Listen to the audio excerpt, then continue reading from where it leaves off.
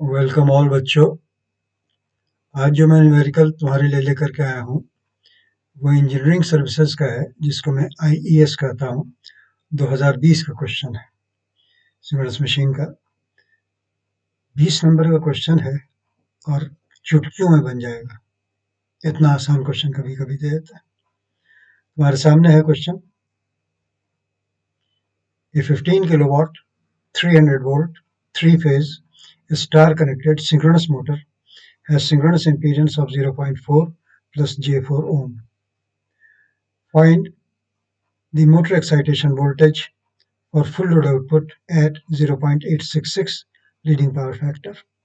Take the armature efficiency of 95%. Armature efficiency का मतलब समझते हो? आउटपुट बाय इनपुट मोटर का, समझ गए? तो इलेक्ट्रिसिटी सिस्टम से जो लेगा वो तो इनपुट लेगा ना बेटा, आउटपुट तो शाफ्ट पर देता है। तो शाफ्ट का आउटपुट तो 15 किलोवाट, इनपुट तुमको निकालना पड़ेगा एफिशिएंसी की मदद से, डिवाइड करोगे तब इनपुट मिलेगा और इनपुट से फिर इलेक्ट्रिकल साइड के पैरामीटर्स निकलेंगे, समझ गए? Star connected synchronous motor has sequence impedance of, इतना का मतलब पर फेज लिखा नहीं है, लेकिन पर फेज अंडरस्टूड है, ठीक है? और ईएफ निकालना है, एक्साइटेशन वोल्टेज। तो यहीं पर शुरू कर दिया जाए, 2 मिनट का काम है। ग्रिड बना देता हूं।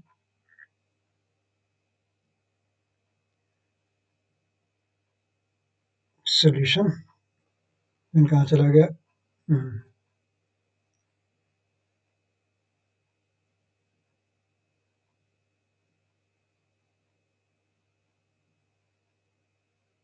सॉल्यूशन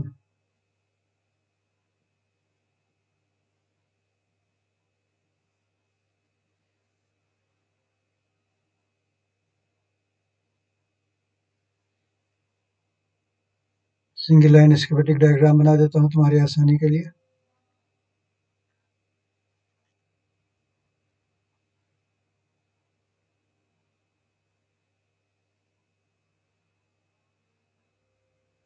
ये ध्यान रखोगे कि ये मोटर है, जनरेटर नहीं है।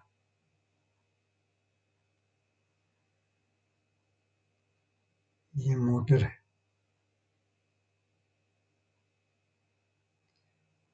मोटर का सबूत ये है,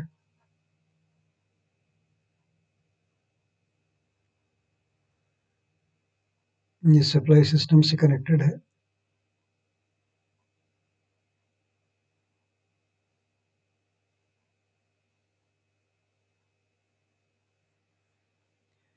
जरा सा में टेढ़ा हो जाता है।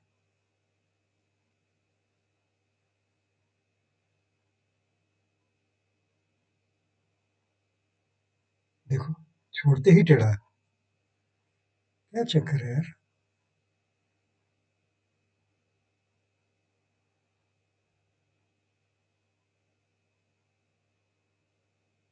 इस बार रह गया।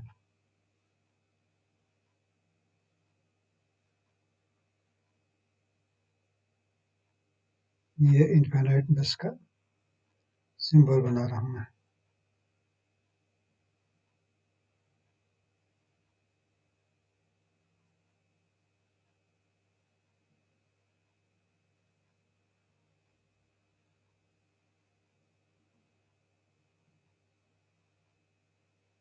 ये तो इनफाइनाइट बस है। ये टर्मिनल वोल्टेज भी,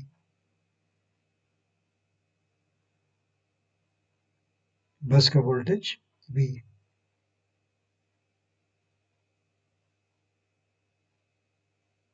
क्योंकि मोटर है इसलिए करंट मोटर की तरफ जा रहा है।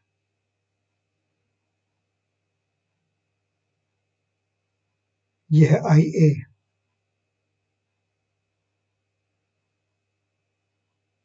आई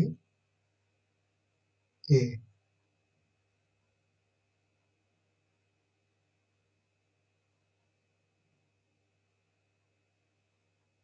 ये आई ए सब phasor, everything is a phasor. ये भी फेजर है। आइए अब ZS दिखाना है 0.4 प्लस J4 है ना,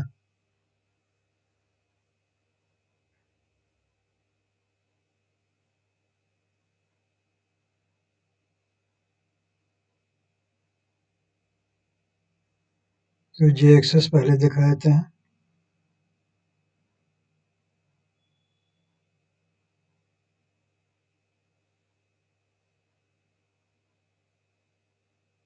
ये J एक्सेस है।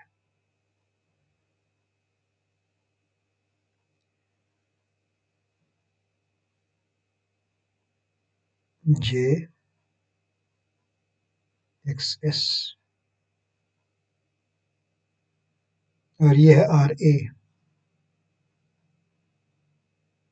Armature resistance.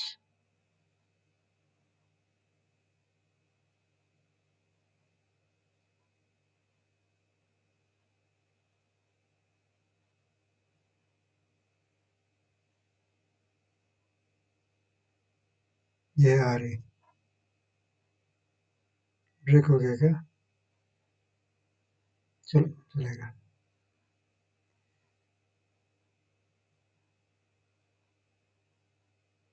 RA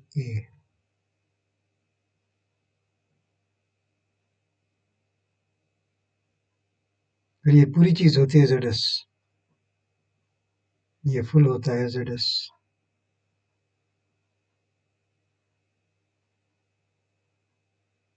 this is the impedance, synchronous impedance,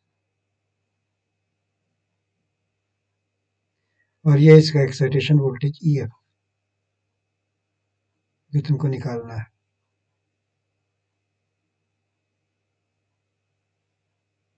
EF as phasor, ठीक है। तो सबसे पहला काम तो ये है कि इसका जो इनपुट पावर है,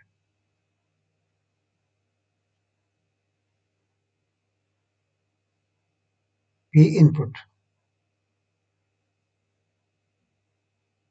is equal to P output by efficiency,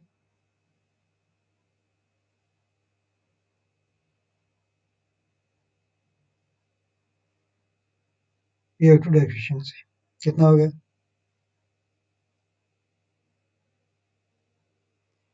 P input है √3 इंटू लाइन वोल्टेज सप्लाई वाला 400 volt into IA armature current तुम नहीं जानते हो, इंटू cos phi। किस पे पर काम कर रहा है? 0.866।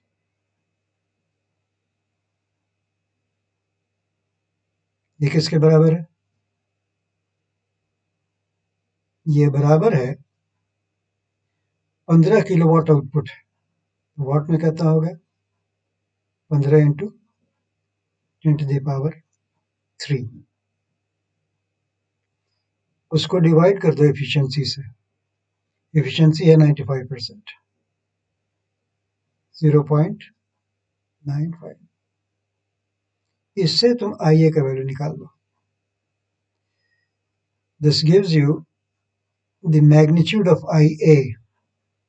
कैलकुलेटर खोल के रखो, मैग्नीट्यूड निकालो।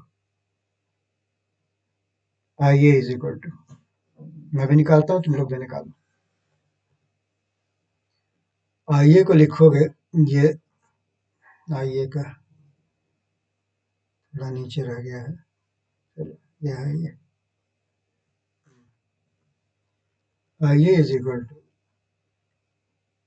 15 इंटू 10⁻³ बाई 0.95 है, तो उसके साथ साथ सब चला जाएगा।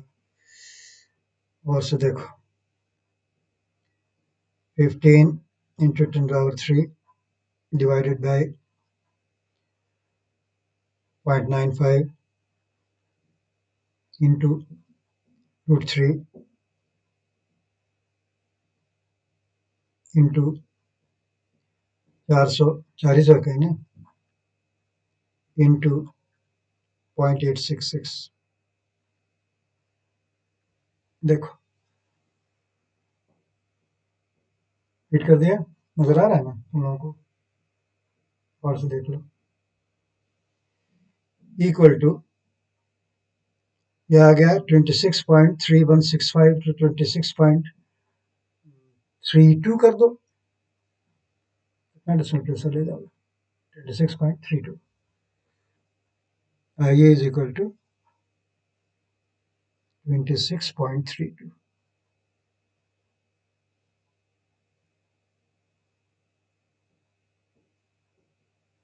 ये मैग्नीट्यूड हो गया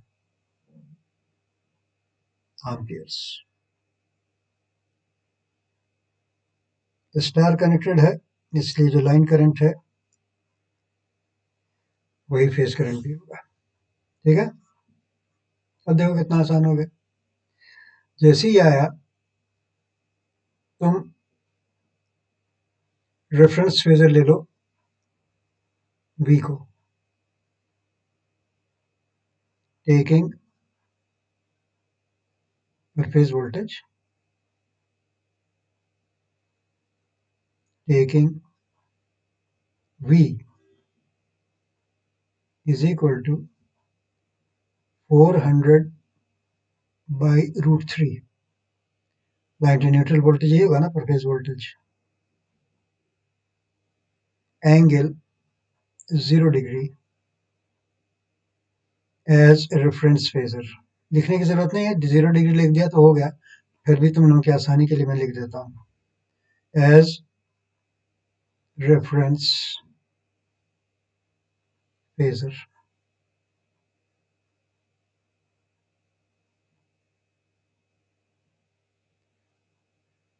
then armature current as phasor क्या लिखोगे?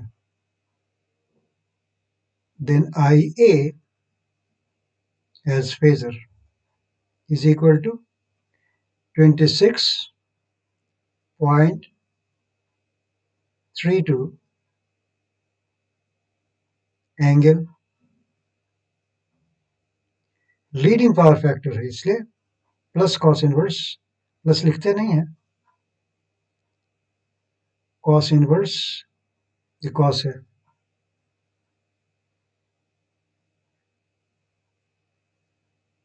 कॉस है, कॉस इनवर्स कितना? 0.866, मतलब 30 डिग्री होगा ना तकरीबन, एंगल 30 डिग्री। तो खैर वो कैलकुलेटर अंदर अंदर कर लेगा, हमको उसी लिहाजे करने की जरूरत नहीं। ये देन है,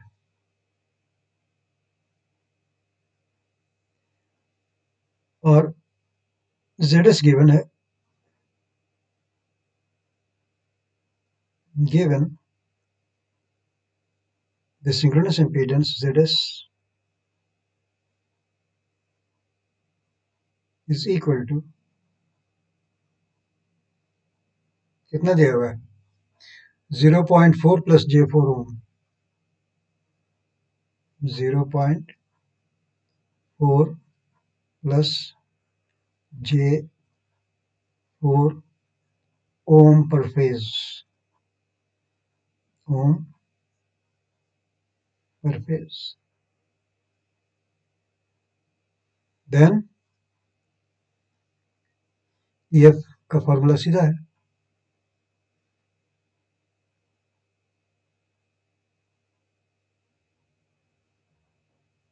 then excitation voltage as phasor, then EF is equal to V minus IA into ZS, minus IA into ZS। Value put कर दो, जस्ट वैल्यू पुट कर दो इसी लाइन में, एक ही पेज पे खत्म कर देंगे। ये हो गया EF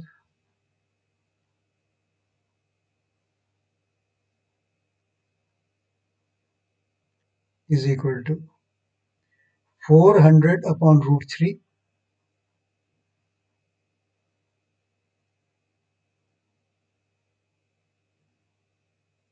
ये रूट 3 है, angle 0 degree minus I A का value 26.32 angle leading P F है, याद रखोगे, कॉस इनवर्स 0.866। सब कैलकुलेटर करना दो अंदर, अलग से तुमको 30 डिग्री वगैरह बनाने की जरूरत नहीं। कैलकुलेटर आजकल सब कुछ कर देता है। मल्टीप्लाइड बाय, तुमको पोलर फॉर्म में कन्वर्ट करने की जरूरत नहीं है। आजकल कैलकुलेटर रेक्टेंगुलर फॉर्म और पोलर फॉर्म को एक साथ ले लेता है। पुराने कैलकुलेटर्स में मल्टीप्लाई और डिवाइड करने के लिए पोलर फॉर्म करना पड़ता था, ऐड करने के लिए रेक्टेंगुलर फॉर्म करना पड़ता था। आजकल सब कर देता है और सब अलाउड है। तो एफ क्या हो गया, कैलकुलेट कर लो। ये लाइन टू न्यूट्रल वैल्यू निकलेगा, E F is equal to, हमारे सामने कैलकुलेशन करना हुआ है, देखो 400 by root 3 angle 0 degree, 400 divided by root 3 bracket close कर दिया, एंगल 0 डिग्री की जरूरत नहीं, हटा देता हूँ, इसकी जरूरत नहीं, minus I A 26.32 angle cos inverse 0.866, cos inverse 0.866, इतना तक मैंने लिख दिया, देख लो। अब करना है इनटू, ब्रैकेट में डालेंगे 0.4 प्लस 4i, ये तो लेता नहीं है, प्लस 4i, देख लो, इक्वल टू प्रेस करो, यहाँ पर है ना इक्वल टू, तुम्हारे सामने प्रेस कर रहा हूँ, रेक्टेंगुलर फॉर्म में आया होगा। अब इसको कन्वर्ट कर दूंगा पोलर फॉर्म में, shift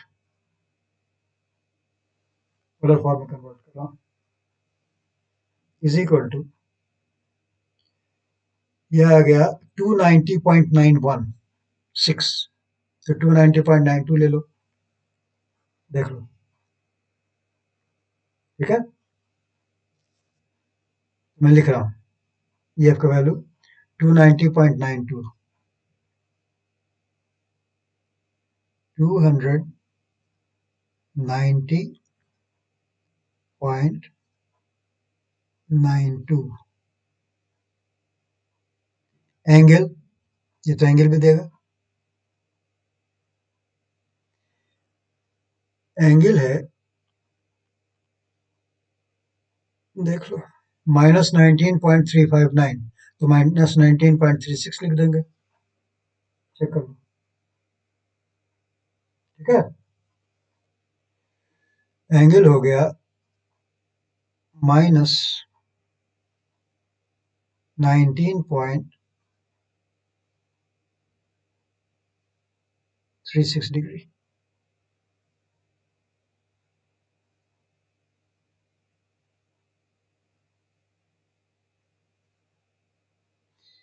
volts line to neutral, ये लाइन टू न्यूट्रल है, इसलिए लाइन टू लाइन वोल्टेज से पूछा क्या है, फाइंड द मोटर एक्साइटेशन, सिर्फ एक्साइटेशन ही पूछा है और कुछ नहीं पूछा है, एंगल भी नहीं पूछा है, इसलिए ई एफ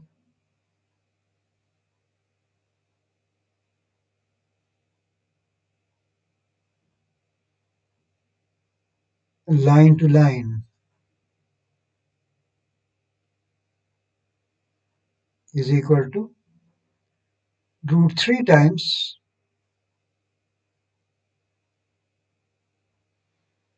290.92 वोल्ट्स। कैलकुलेट कर लो, यही आंसर है। द मैग्नीट्यूड ऑफ ईएफ जो तुमसे पूछा गया था, ये line to line value is equal to √3 से मल्टीप्लाई कर दो इसको, √3 इंटू 290.92 290.92 देख लो, इज इक्वल टू प्रेस करो, कितना आ गया? 503.888 503.89 कर दो या 504 कर दो, एक ही बात है। खैर मैं डिजिटल प्लेस में लिख देता हूँ, तुम लोग राउंड ऑफ कर सकते हो इसका आराम से 504 वोल्ट। मैं लिख रहा हूँ 503.89 वोल्ट्स, 888 है वोल्ट्स। ये आंसर हो गया तुम्हारा, हो गया ना, एक ही पेज में खत्म। कैलकुलेशन तुम्हारा एक पेज में खत्म हो गया बेटा, इसको हाईलाइट करो, ग्रीन से हम लोग हाईलाइट करते हैं।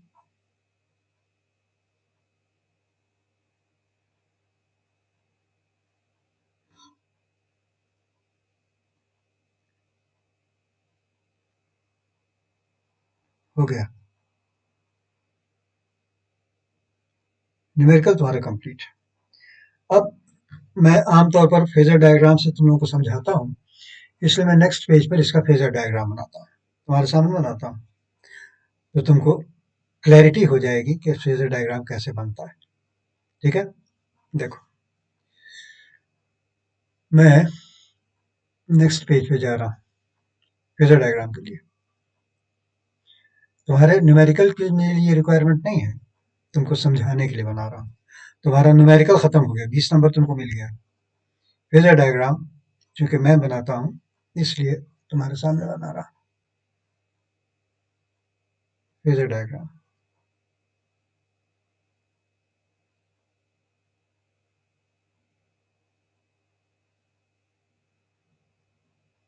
फेजर डायग्राम पे मास्टरी कर लो बेटा, डरा मत करो फेजर डायग्राम से। मैं तुमको याद दिला दूं, मैं कहता हूँ ना कि इलेक्ट्रिकल इंजीनियर के सुहाग का सिंदूर है फेजर डायग्राम। अगर तुम इसको नहीं समझते हो तो तुम्हारे लिए मुश्किल है।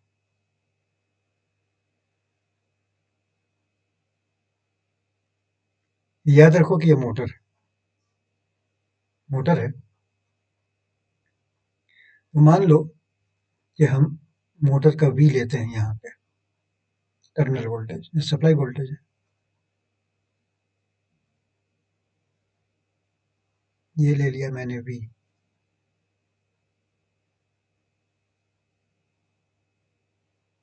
ये तुम्हारा वी है।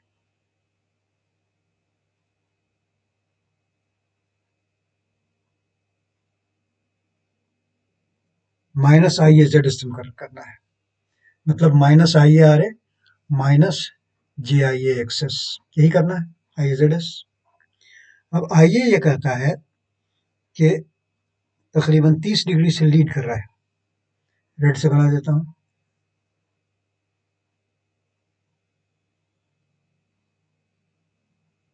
ये है तुम्हारा आई ए। ये तो 45 डिग्री होता है, ऐसे ऐसे समझो कि 30 डिग्री है।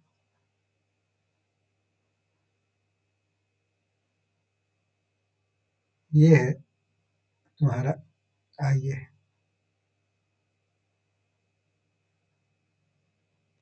इसमें से minus J I A access करेंगे ना, तो समझो कि 90 डिग्री रफली इतना बनेगा। आई ए तुम्हारा ये है, आई ए को यहीं पर रोक देता हूँ, ये आई ए है, आई ए।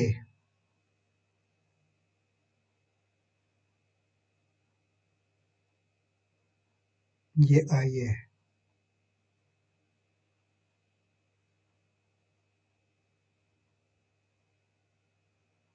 ये एंगल है फाई, वैल्यू नहीं लिख रहा हूँ,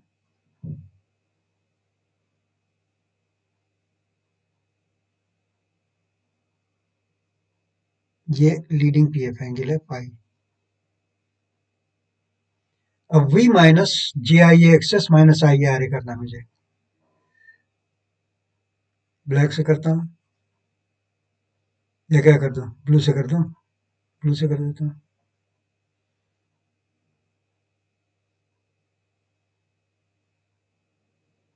मैं एक लाइन खींचना चाहता हूँ यहाँ से, माइन सीधा खींचना है भाई, हमेशा ये गलती हो जाती है,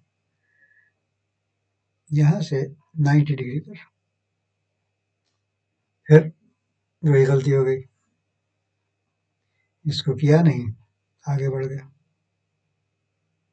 देखो ये तकरीबन 90 डिग्री मैंने बना दिया, ये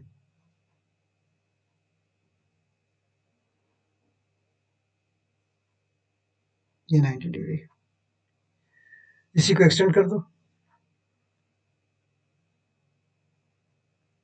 इसी को एक्सटेंड कर दो, अगर हो जाता है तो इसी को एक्सटेंड कर देता है, इसी लाइन को। बड़ी मोटी हो रही है, कोई हर्ज नहीं।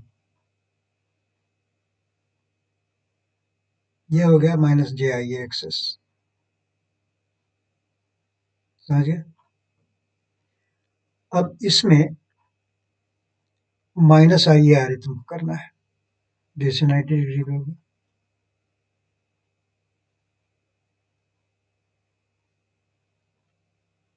माइनस आई आ रहे,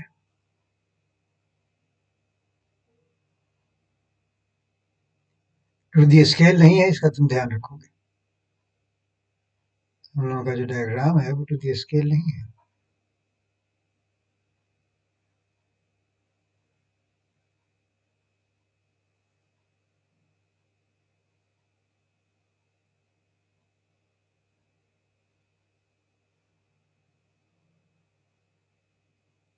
ये है माइनस आई आ रहे,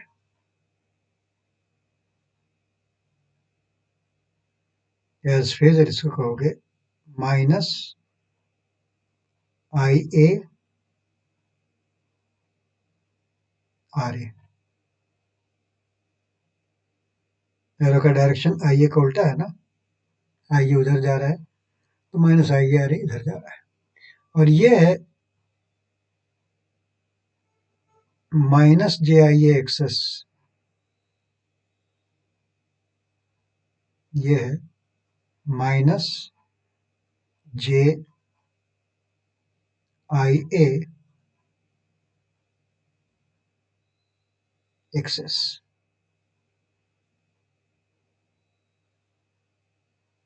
इनका जो रिजल्टेंट हुआ ये हुआ minus I A Z S, इसको बना देता हूँ ब्लैक से,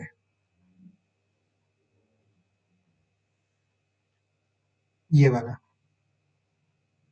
तुम देख रहे हो, देख चुके फेजर डायग्राम कई मरतबा, ऐसा फेजर डायग्राम तुम देख चुके हो।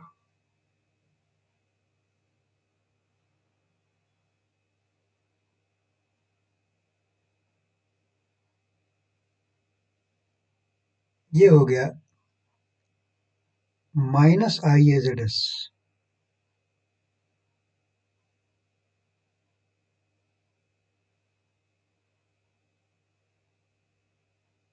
ये ये है minus I A Z S, minus I A into Z S, सब कॉम्प्लेक्स नंबर।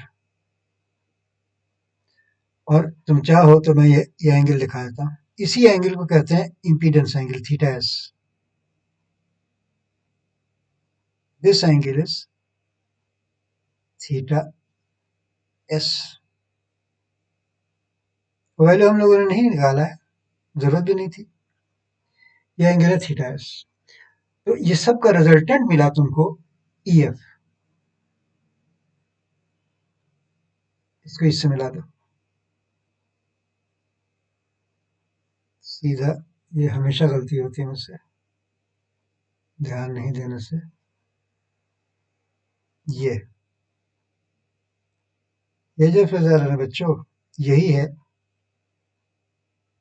ई एफ।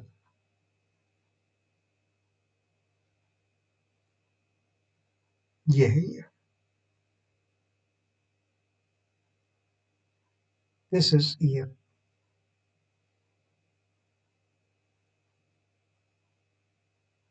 As phasor.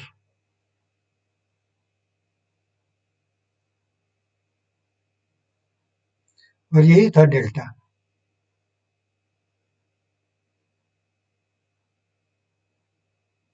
तो डेल्टा निगेटिव क्यों है?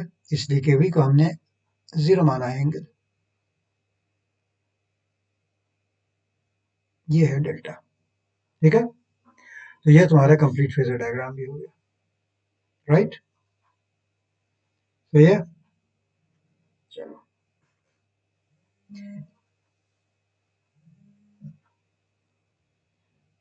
तो ये हो गया ई एफ। अच्छा, ये इस सॉरी फेजर का निशान आना चाहिए, या ये माइनस आई आर है, जे आई एक्सेस हर जगह फेजर हो गया ना, राइट? अब तुम लोग अगर चाहो तो क्रॉस चेक करने के लिए कैलकुलेशन में तुमको इनपुट पावर और आउटपुट पावर मोटर का दिया हुआ है ना, वो याद होगा फॉर्मूला, उससे क्रॉस चेक कर सकते हो। मैं नहीं कर रहा हूँ, कोई जरूरत भी नहीं। ठीक है, ये कर दिया जाए, क्या कहते हो? कैलकुलेशन चेक करोगे? किया नहीं मैंने, करें? कैलकुलेशन चेक कर देते हैं, पी इनपुट से सिर्फ चेक कर देते हैं, फिर आउटपुट ऑटोमेटिक निकल ही जाएगा, उतना ज़्यादा करने की ज़रूरत नहीं। पी इनपुट तुम्हारा उतना ही आ जाना चाहिए। कहाँ पर जगह है? यहाँ पे कर देते हैं कैलकुलेशन चेक।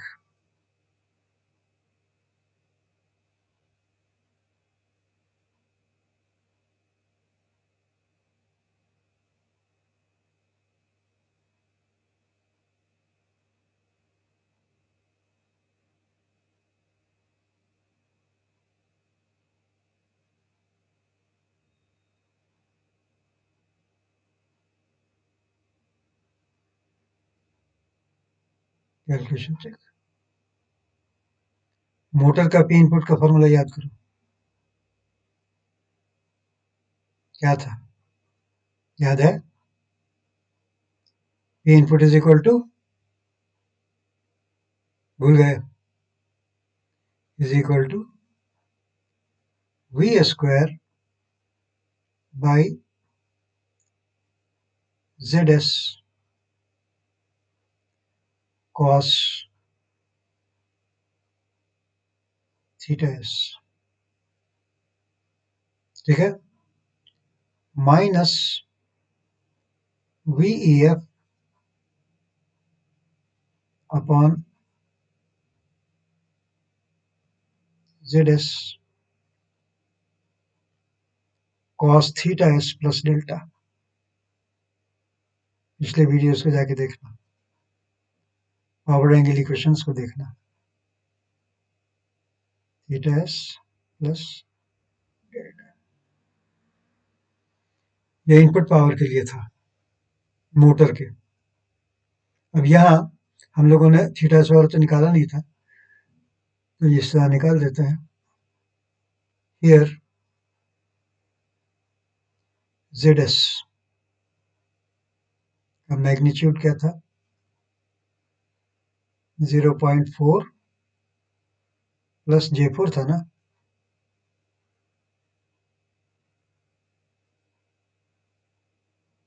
ओम पर फेज यही था ना।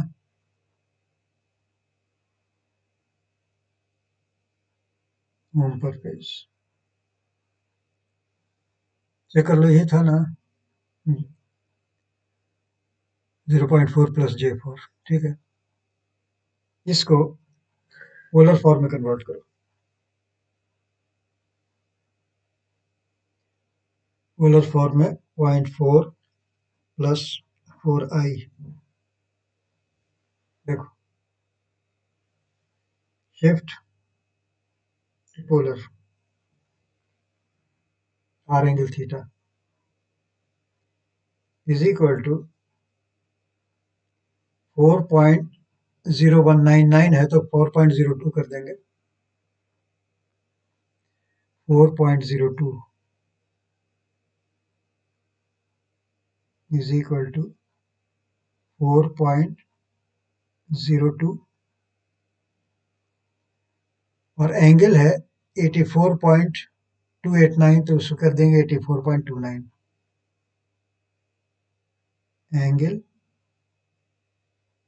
84.29 डिग्री।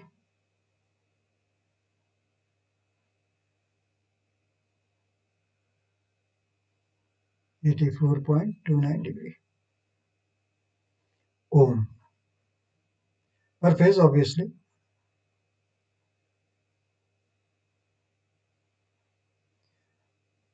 इसका मतलब ये है कि ZS को अगर आप मैग्नीट्यूड और एंगल के साथ लिखते हैं तो ZS एंगल थीटा एस आप इसको कहते हैं। तो ZS का मैग्नीट्यूड हो गया 4.02 और थीटा एस हो गया 84.29 डिग्रीज। समझ गए? इसी वैल्यू को सब्स्टिट्यूट कर दो, then P input, total P input हम निकालेंगे तीनों फेज का। तुम ये जानते हो, कई बार तो आप बता चुका हूं कि लाइन वैल्यूज अगर तुम यूज करोगे, लाइन टू लाइन वोल्टेज अगर यूज करोगे तो ये डायरेक्टली तुमको 3 फेज पावर दे देगा विथ स्टार पर फेज इम्पीडेंस। ठीक है, वही मैं कर रहा हूं।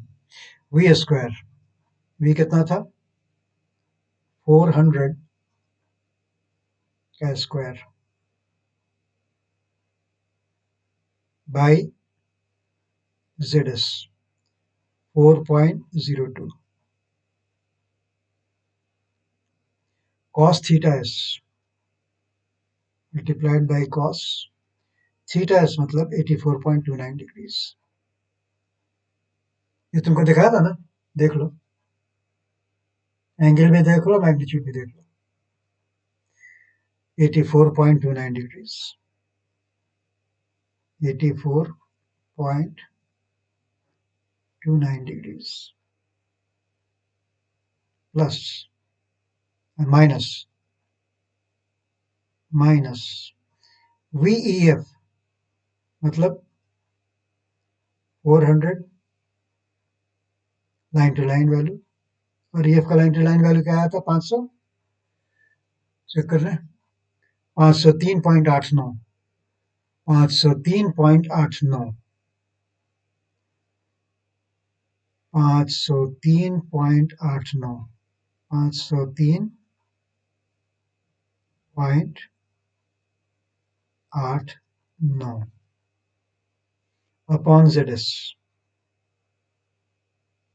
4.02 cos theta S plus delta. Theta S का वैल्यू 84.29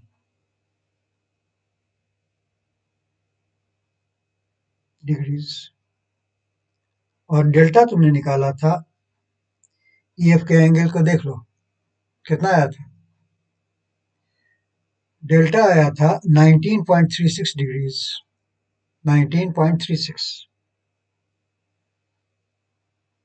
19.36 डिग्रीज।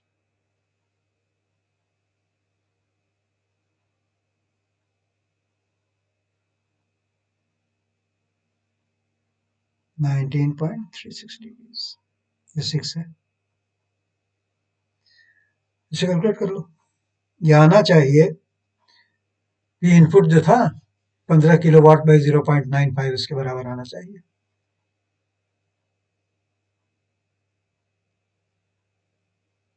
जगह है कुछ? जगह तो थोड़ी है। इज इक्वल टू, अब मैं कैलकुलेट कर रहा हूँ। तुम तो जानते हो कि मैं फ्रैक्शन यूज करता हूँ, तो मैं करूँगा 400 स्क्वायर डिवाइडेड बाई 4.02, 4.02, उसके बाद कॉस कर दूंगा, एंगल दूंगा 84.29, 84.29, ब्रैकेट बंद कर दिया, माइनस, फिर मैं फ्रैक्शन में घुस जाऊंगा, ये 400 इंटू 503.89, 503.89, 503.89 डिवाइडेड बाई 4.02, 4.02, उसके बाद फिर कॉस 84.29, 84.29 प्लस 19.36, 19.36। देखो ये पूरी स्ट्रिंग मैंने बना दी, ये पूरी स्ट्रिंग बना दी है। तुमको शुरू से अगर देखना हो, तुमको दिखा देता।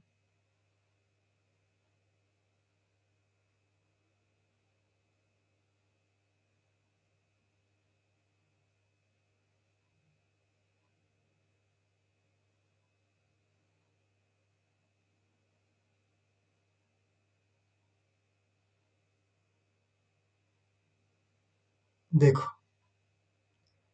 मैं ऐसे करके दिखा रहा हूँ तुमको,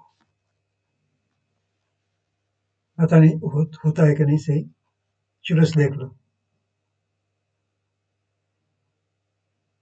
मैंने रिप्ले कर दिया है,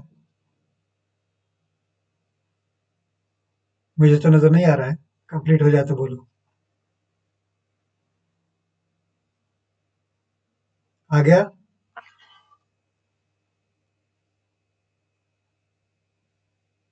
थोड़ा समझ गया? इसको भी देख लो। अब इसका इक्वल टू करो, इसका इक्वल टू करो, ये पावर आया 15792.087।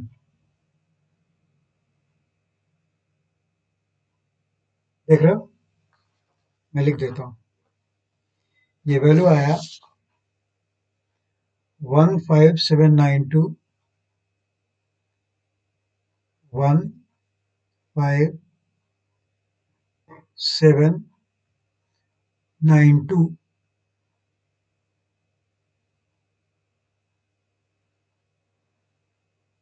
वॉट्स। 0.087 को छोड़ दो, वॉट्स। समझ गया? और पी इनपुट ओरिजिनली क्या था? और से देखो, वहां तो मैंने कैलकुलेट नहीं किया था ना।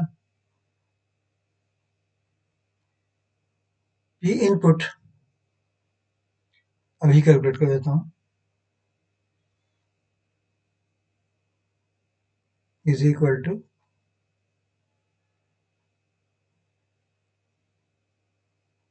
15 इंटू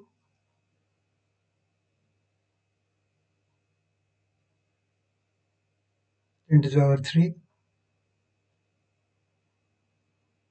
divided by 0.95,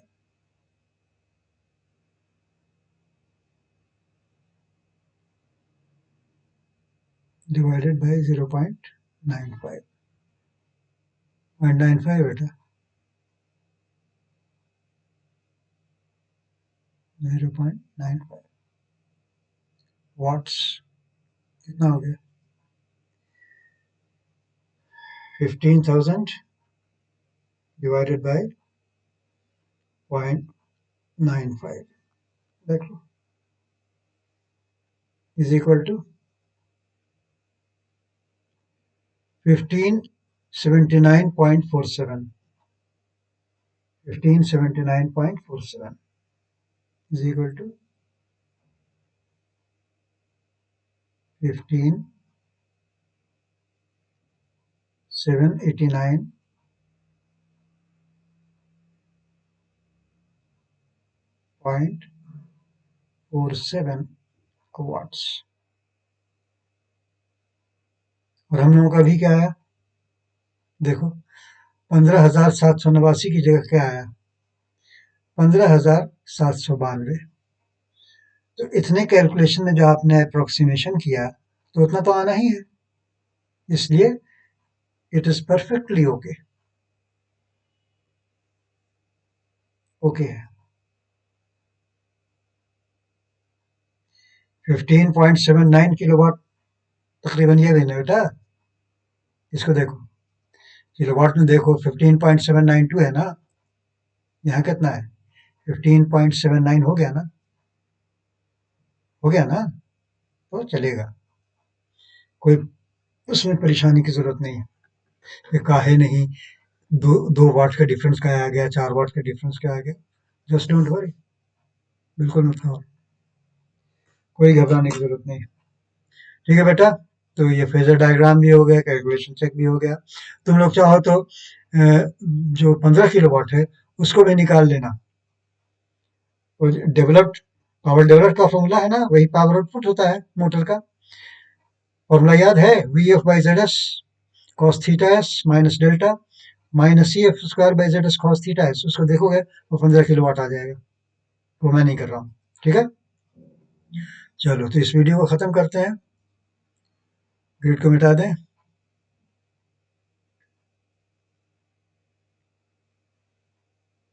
यहाँ भी ग्रिड को मिटा दें, 2 ही पेज में तो हो गया,